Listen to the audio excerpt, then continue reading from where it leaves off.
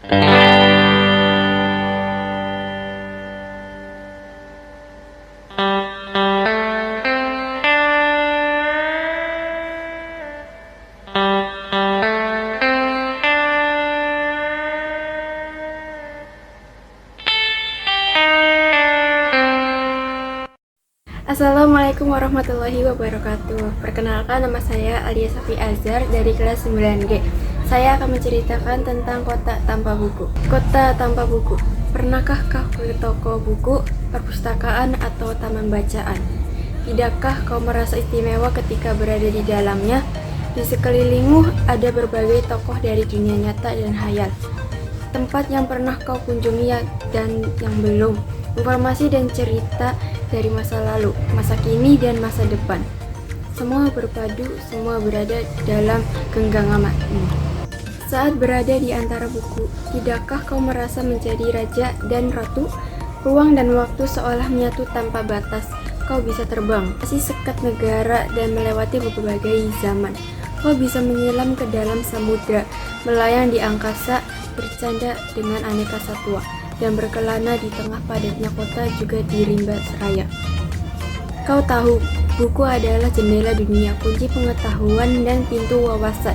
Muhammad Hatta, sang proklamator, berkata, "Aku rela dipenjara asalkan bersama buku, karena dengan buku aku bebas." Melalui buku, manusia terbebas dari ketidaktahuan. Tempat-tempat yang dipenuhi buku adalah harapan berkembangnya pengetahuan dan wawasan. Apa jadinya jika kota tanpa buku? Pantaskah dia disebut kota? Di kota itu mungkin kabar datang dari sumber lain, dari koran, televisi, atau internet. Mungkin informasi dan cerita datang dari cerita nenek moyang, bagai dongeng-dongeng sebelum tidur.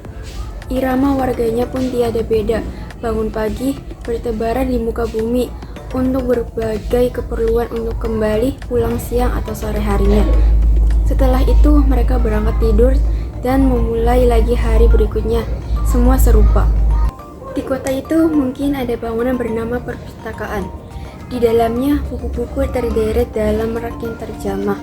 Tiada tangan meraih dan membuka halaman demi halaman dengan sukacita. Mungkin juga ada tumpukan buku di sudut-sudut sekolah yang sepi dan berdebu. Jarang dikunjungi, jarang dibaca. Buku-buku di sana teronggok tanpa nyawa. Bagaimana dengan kotamu? Mungkin kau tinggal di tengah kota yang megah atau di gang sempit, di desa terpencil, di sisi pesisir atau di kaki gunung. Adakah perpustakaan, taman bacaan, atau toko buku di dekat rumahmu? Jika ada, apakah tempat itu menjadi wadah berkumpulnya anak-anak dan warga?